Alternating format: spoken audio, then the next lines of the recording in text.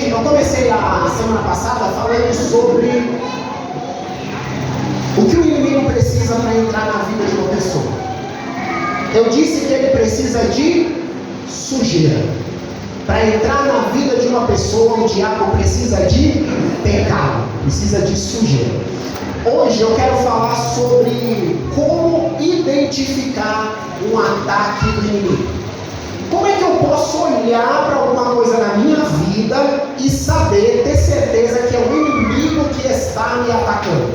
O que não é natural, o que é espiritual? O que ele está fazendo contra a minha vida para eu saber me preparar para me defender do ataque do inimigo?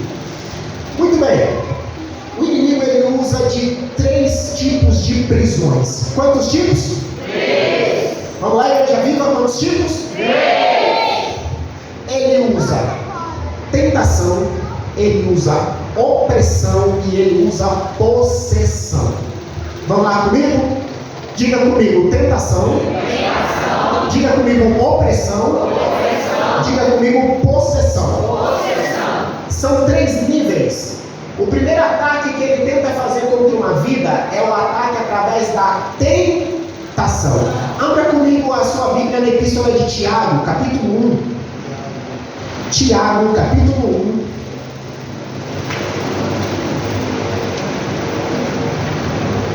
Quero ler com você a partir do versículo 13. Tiago 1, 13.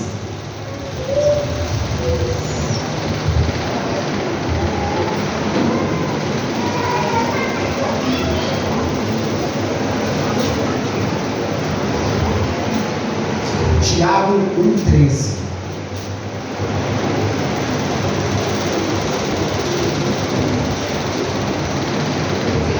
Amém? Tiago 1, 13. Lá no finalzinho do Novo Testamento. Tiago 1, 13. Isso. É mais fácil pegar de Apocalipse e ir retornando. Que é já no final. Olha o que diz lá em Tiago. Deixa eu dizer o nosso contrário. Tiago 1, 13. Glória a Deus. Glória a Deus. Amém? Para nós ganharmos um tempo. Isso, amém. Obrigado. Os irmãos ajudando. Isso. Bênção demais. Irmãos, a gente poderia chegar aqui e ficar só citando os textos. Está escrito, está escrito, está escrito. Mas é melhor que você veja que está escrito. Para você ter certeza que vem da palavra de Deus. Está escrito assim, ó. Ninguém sendo tentado, diga, de Deus sou tentado. Porque Deus não pode ser tentado pelo mal. E a ninguém tenta. Então não existe tentação que venha da parte de Deus. Deus não tenta ninguém. Mas cada um é tentado quando atraído e engodado pela sua própria concupiscência. Vamos lá? Pode voltar ao 14, meu amigo? Mas cada um é tentado quando atraído e engodado pela sua própria o quê? Concupiscência.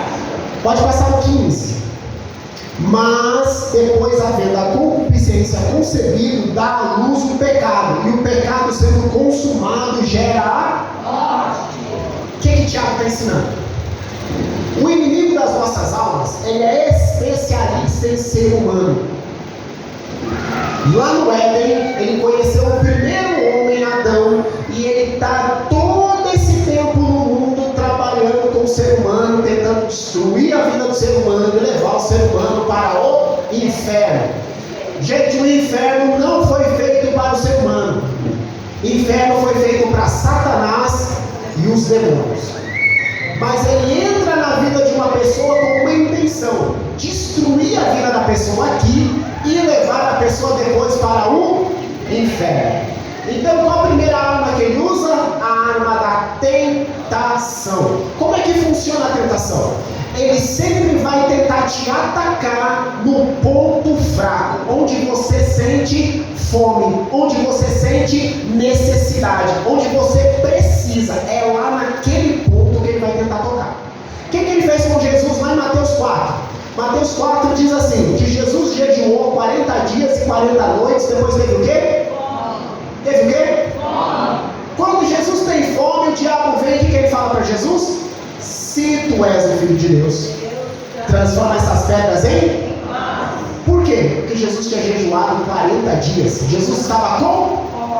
Ele falou, é a oportunidade de atacar Jesus e tirar Jesus do propósito do seu ministério. Então a tentação vai ser sempre na área onde você tem uma necessidade. Está em crise financeira? Vai aparecer uma chance de ganhar um dinheiro ilícito.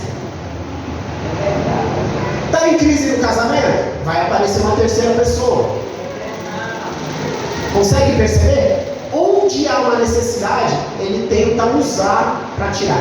E não pense que o diabo sempre vem fazendo terremoto e estrondo. Não. O diabo sabe trabalhar na sutileza. Eu vou te dar um exemplo que aconteceu comigo.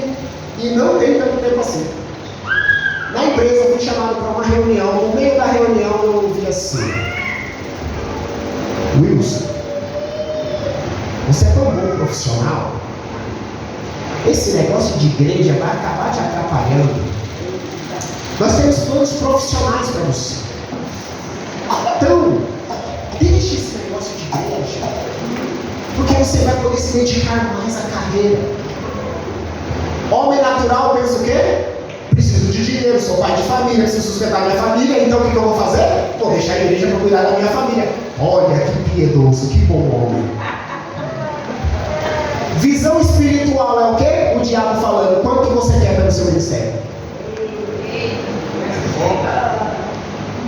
Cuidar. Homem, você está ali, de repente você fica bonito. Sabe como é que você fica bonito? De repente, nunca ninguém te falou nada. Aí de repente, se você é casado, aparece uma outra mulher, começa a te elogiar, começa a querer te dar presente, começa a querer almoçar contigo. Aí você começa a achar, é porque eu estou bem, né? Eu estou bonitão. É o diabo preparando o laço. Sabe o que a Bíblia diz? Sujeitai-vos, pois, a Deus. Resistir o diabo e ele? O que é diabo? Você resiste e ele foge. Agora, o que for carnal, você não resiste não. Sabe o que você faz? Corre. Nunca tente achar que você é super-homem, mulher maravilha, né? Comigo tem esses problemas, não. Cuidado. Então, tentação é uma arma sutil. Se você começar isso é importante.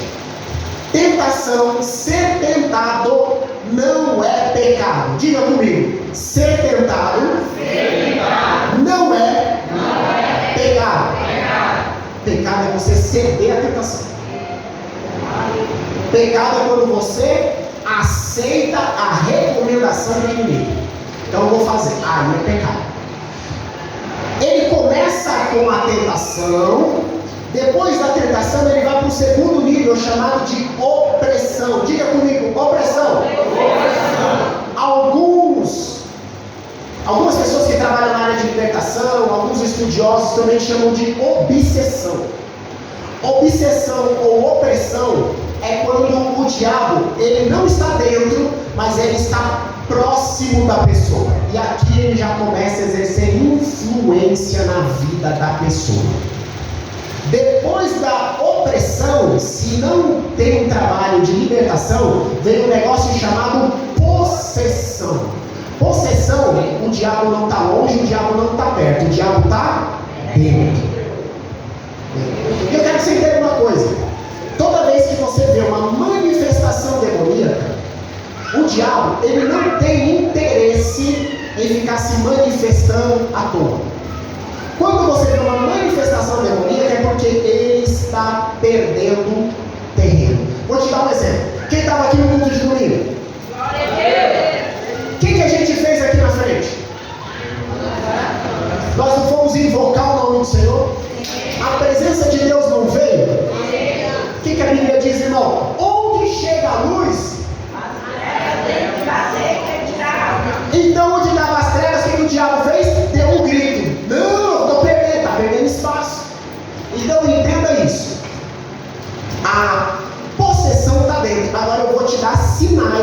você saber.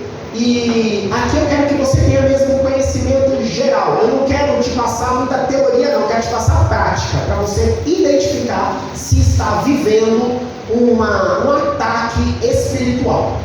Então, primeiro, como é que eu identifico se estou vivendo um ataque espiritual? Número 1, não consegue orar. Eu não estou falando que tem preguiça de orar.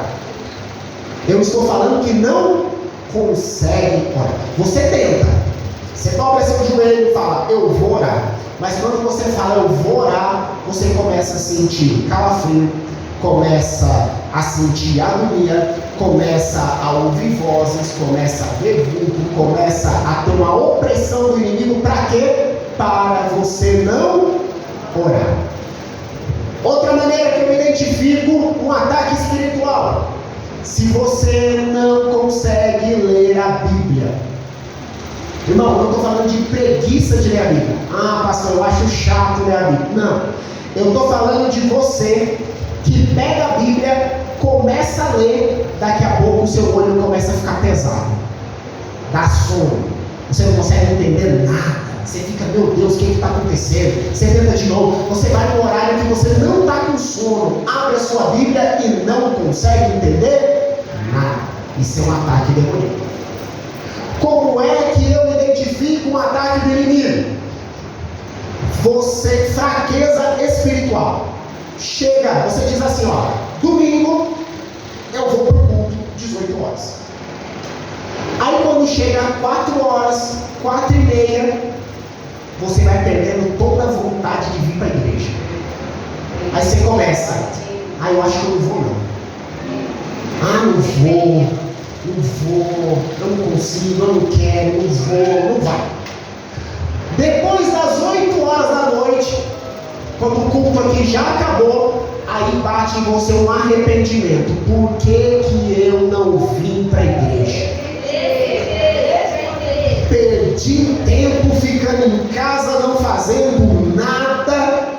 Isso é um ataque espiritual. Como é que identifica um ataque espiritual? Você que ouve vozes, ouve barulho de corrente, vê vultos, às vezes até fala com você, você ouve palavrões, você vê pensamentos na sua mente que não são seus. Tem gente que chega a pensar que blasfemou contra o Espírito Santo, porque veio pensamento na mente e falou, agora Deus não me ama mais, agora Deus não me quer mais. Sentimento de inferioridade e rejeição. Eu não presto para nada, eu não sirvo para nada, ninguém me ama, ninguém me quer. Sentido de perseguição. Eu chego num lugar, meu Deus, está todo mundo olhando para mim, não gostam de mim, eu vou embora daqui, eu não me sinto bem. Você que está no culto, no meio do culto, te dá uma agonia, uma vontade de levantar daqui e sair correndo. Eu quero ir embora, não quero ficar nesse lugar. Você que toda vez que no culto nós levantamos uma oração e você começa a se sentir mal, você sente calafrio, a sua cabeça dói, te dá um desespero, você fica até com medo de fechar o olho na oração e passar mal. Isso é um ataque demoníaco. Eu quero que você entenda uma coisa. Qual é a missão do inimigo? Ele quer te matar. E para matar, o que ele tem que fazer? Te desligar da fonte. Todo ser humano, ele tem 2 fontes. Quantas fontes? 2. O ser humano, ele tem uma natureza que é daqui e tem uma natureza que é do céu. Porque Deus nos fez do pó da terra e soprou nas nossas narinas o fôlego da vida. Então tem uma parte terrena e uma parte espiritual do ser humano. O que acontece? O que você precisa fazer para manter seu corpo funcionando? Se alimentar. Muito bem. Se alimentar. O nosso espírito também precisa de alimento. Sim. E do que o nosso espírito se alimenta?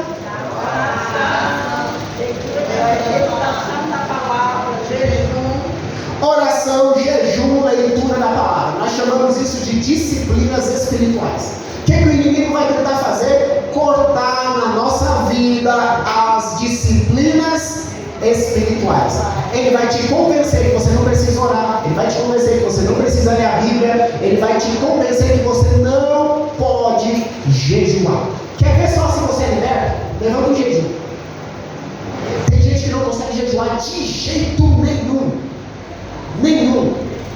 Vou fazer um jejum de meia hora, tá passando mal. São ataques espirituais.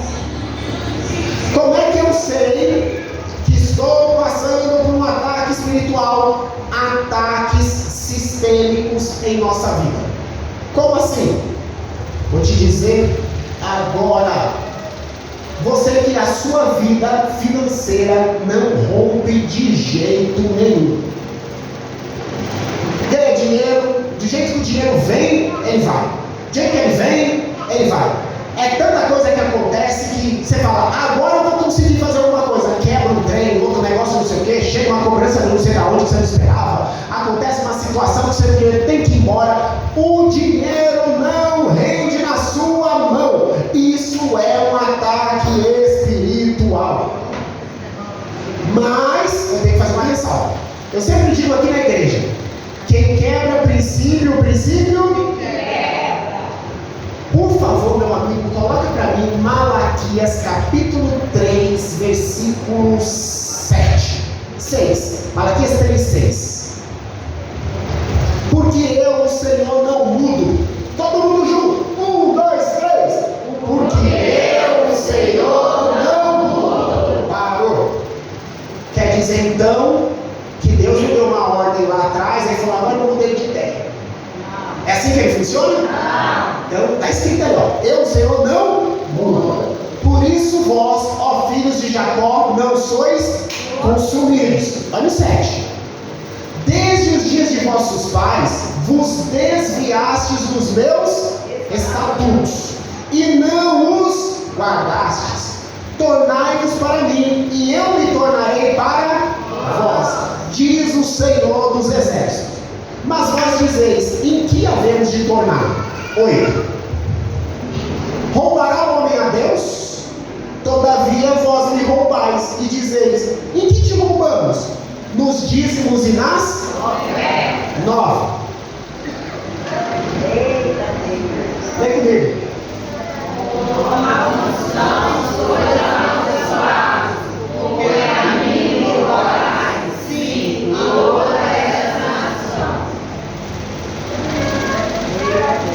Não pegue aquilo que é de Deus.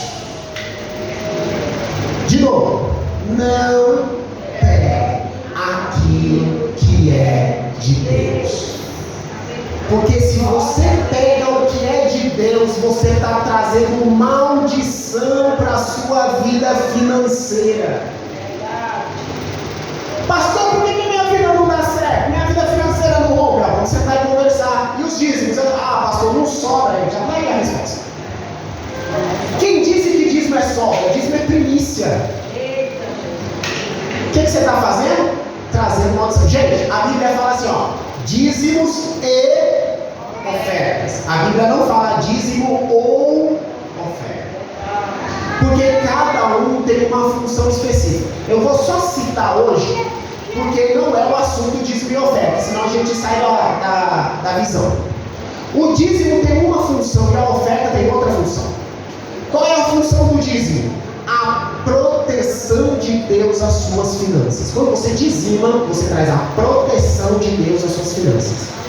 Quando você oferta, você traz a prosperidade de Deus para a sua vida. Então tem duas funções diferentes. Por isso que é dízimo e oferta. Não é dízimo ou oferta. Então, como é que eu atraio maldição para a minha vida? Relacionamento financeiro ilícito. Aquele que rouba está fazendo o quê? Atraindo maldição. Agora, irmão, se roubar já traz maldição, imagina roubar Deus. Aí pega o que é de Deus e vai falar, Senhor, me abençoa. Aí fica difícil, né? É difícil. Então, sei.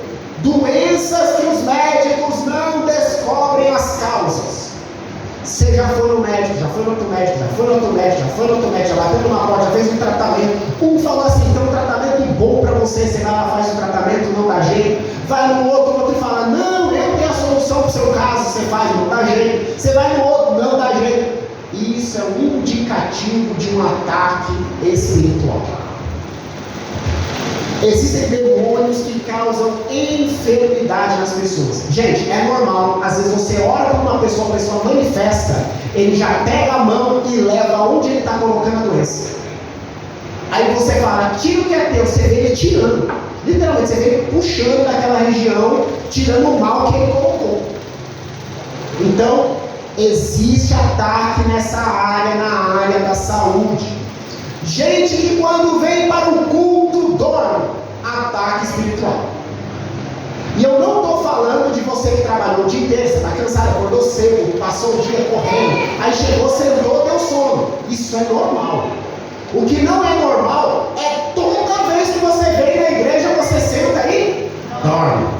Isso é um ataque espiritual para roubar a palavra da tua vida. Onde tem ataque espiritual, pastor? Onde mais? Relacionamentos familiares. Você já viu? Às vezes o casal fala assim, o marido fala para a mulher, eu te amo. A mulher fala para o marido, eu te amo. E os dois daqui a pouco estão brigando. Não, mas eu amo mais. Eu te amo mais que tu. Ah, tá na vergonha da sua cara. Brigas que saem do nada. Isso é um ataque espiritual. Tem casal que briga, que você fala assim, ó, por que vocês começaram a brigar? Um olha para o outro e fala assim, não sei. Qual era o motivo da briga? Não sei. Isso é um ataque espiritual. Eu disse a vocês que o diabo gosta de sujeira para entrar na vida de uma pessoa, sim ou não? Sim. Então como é que ele trabalha? Tem que ter uma vida de pecado para abrir a porta da legalidade, para abrir uma brecha, para que ele diga assim, ó, eu vou entrar através daquela brecha. O que você tem que fazer na sua vida? Se você identificou um ataque, se coloca de pé no nome de Jesus. Eita, Jesus, vai lá.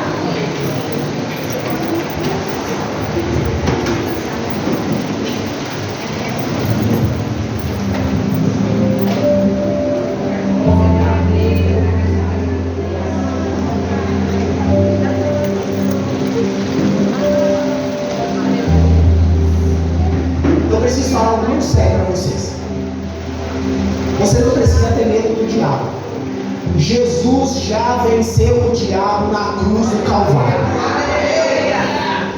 Irmão, acontece, às vezes, tem casos que acontece que você vê no diabo uma resistência. Você fala, sai, ele vai falar, não sai, eu vou matar, eu vou fazer. Acontece? Acontece. Mas o que é isso? Lembra que eu falei sexta-feira passada? Ele usa uma arma para tentar fazer o quê? Te intimidar, te desencorajar. Tem um espírito maligno que manifesta e fala assim, tu que vai vir? Tu não vai não. Para fazer o quê? Plantar o medo no teu coração. E eu preciso falar algo muito sério com você. Uma manifestação demoníaca não é show, não é espetáculo, não é teatro. Quando tiver na igreja uma manifestação dessa, se você não tem vida com Deus, não fica perto, vai embora. Sabe por quê? Porque você é alvo. Você presta atenção no que eu vou te falar. Cuidado, crente que gosta de ficar andando de igreja em igreja. Domingo eu estou na Batista, segunda eu estou na Universal, terça-feira eu estou na Assembleia, quarta eu estou na Deus é Amor, quinta eu estou... Cuidado. Dependendo de um trabalho de libertação não bem sucedido feito lá, você pode sair de lá com um demônio. Cuidado. Por isso que você precisa ter um lugar para estar. Você precisa de alguém cuidando da sua vida. Você precisa de uma liderança. Você precisa de cobertura espiritual. significa que nós somos pessoas, um é melhor do que o outro. Não, não é isso. Eu estou como pastor orando por vocês. Eu tenho um pastor que está orando por mim também, assim sucessivamente. É isso. Cuidado com a vida de pecado. Pornografia chama demônio. Ah, pastor, ninguém está sabendo. Só eu e meu celular de madrugada. O mundo espiritual sabe. Quando um demônio manifesta, ele não tem medo do seu diploma, ele não tem medo se você fala bonito, ele não tem medo do seu conhecimento bíblico, ele tem medo da unção de Deus que tem na tua vida. Se ele reconhece fogo de Deus na tua vida, se ele não vê isso, o mundo espiritual conhece cada um, quem é e quem não é. Cuidado. Joga fora todo tipo de... Se você se enquadrou num dos casos que eu falei aqui, de ataques espirituais, eu vou te dizer uma coisa. Isso é um investimento do inferno contra a nossa vida. E não tem jeito de parar o investimento do inferno, mas tem como se defender. E a primeira defesa que você tem que ter na sua vida é uma vida de integridade. Lembra de Jó? O diabo vai diante de Deus. Deus fala assim com ele: tu viste meu servo Jó? Íntegro, reto, temente a Deus, que se desvia do mal. O que o diabo falou? Mas tu o cercaste de cego. Ele está dizendo: o Senhor colocou um muro de proteção na vida de Jó, por isso que eu não consigo tocar nele. A vida com Deus te protege. Então, se você está sob um ataque demoníaco, eu tenho que te falar uma coisa. Número 1, pare com a fofoca. O diabo ama a fofoca. Nem sonhe em fazer uma rebelião na sua vida. Sabe que a Bíblia fala sobre rebeldia? Para Deus, o rebelde é a mesma coisa do feiticeiro. Deus olha para o rebelde. O que é o rebelde? Aquele que você dá um comando simples. Ô meu amigo, você pode pegar essa cadeira e colocar ali? Não vou. Ô meu amigo, você pode fazer? Não faço. Eu é que sei. Cuidado. Leia a tua Bíblia e veja se algum rebelde se deu bem. Mostra um rebelde que se deu bem. Já começa na eternidade um rebelde que Deus pegou do céu e jogou na terra. Falou: sai daqui. Rebelde não vai para frente. Feche as brechas. E eu quero pedir um favor a vocês. Você pode me atender? Eu vou pedir um favor a você. Venha para o culto de domingo. Fica, Vitória. Vou pedir a ajuda da Adriana também. Pode vir, por favor. O que você tem que fazer na sua vida? Tapar brecha. A Bíblia diz isso aqui, ó. Aqui, Vitória representa nós. A Adriana representa o Espírito Santo. Eu vou representar aqui o diabo. O diabo, ele não tem acesso à nossa vida. Por quê? Porque Deus está na frente. Como em volta de Jerusalém estão os montes, assim o Senhor em volta do seu povo. Eu vou dar a volta em torno dela e você vai dar a volta junto. Ó, ele vai procurando a brecha. E ó, olha o Espírito Santo, ó. Olha o Espírito Santo, ó. Por isso que ele não toca. Por isso que você não precisa ter medo do diabo. Agora, se você der a tal famosa brecha, o que você está fazendo na sua vida? Você se engana. Cadê a proteção? Cadê a proteção? E ele começa assim. Primeiro ele oprime. O que é oprimir? É fazer isso aqui. Abre sua Bíblia em Eclesiastes 7:7. Eclesiastes 7:7.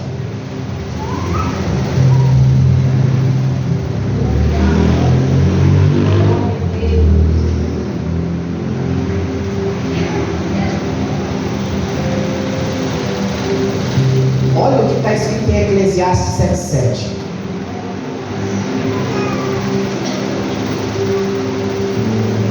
Eclesiastes 7:7.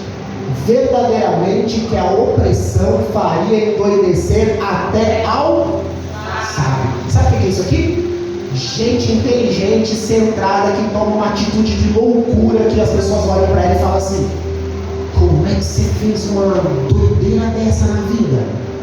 Porque não foi a pessoa, foi o inimigo fazendo isso aqui, ó. Isso aqui é opressão.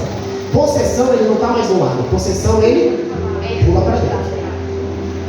Ele sai no nome de Jesus. Mas eu tenho última coisa antes de orar. Pode voltar para o lugar, obrigado. Última coisa antes de orar.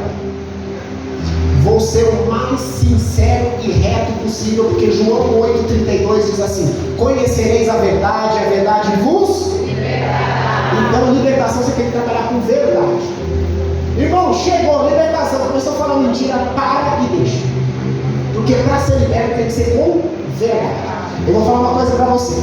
Se você tem um pecado de estimação e não tem interesse em deixar o pecado de estimação, eu vou fazer um pedido a você. Não venha nesse culto de sexta-feira. Olha que doideira. O pastor fala para a pessoa não vir na igreja. Eu vou repetir. Se você tem um pecado de estimação na sua vida, faz coisa errada e fala, mas eu gosto tanto. Ô pastor, eu gosto tanto desse pecado. Pode brincar outro, não, mas esse aqui. Eu gosto tanto desse aqui.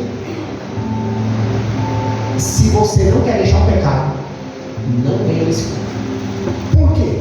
Porque nós vamos trabalhar com libertação. E se você começar um processo de libertação na sua vida, é normal acontecer o seguinte: a pessoa está com a vida toda arrebentada, pede ajuda. Você vem e começa a ajudar a pessoa. Sabe o que vai começar a acontecer? A vida dela começa a melhorar. A melhorar, melhorar, melhorar. Aí quando a vida melhorou um pouquinho, o que ele faz? Quero mais não. Só que Jesus disse que quando o inimigo sai, a casa fica o quê? O inimigo ele sai, mas ele quer voltar. Se a casa estiver vazia, sem Deus habitando lá dentro, ele não volta mesmo. Ele volta com 7 piores. E o estado da pessoa é pior. Eu não quero arrebentar a sua vida. Se você quer ficar no pecado, não vem. Agora, se você diz, pastor, eu quero uma transformação de vida, eu não quero saber de diabo, eu quero saber de Jesus e eu quero morar no céu. Esse é culto para você estar. Amém? Amém? Feche seus olhos, não precisa ter medo, fica tranquilo, não precisa ter medo de nada. Pastor, eu estou com medo, vai que eu vou manifestar. Meu filho, não precisa de estar olhando fechado para manifestar. Então, se tiver que manifestar, vai de olho aberto, de olho fechado. Então, feche seus olhos.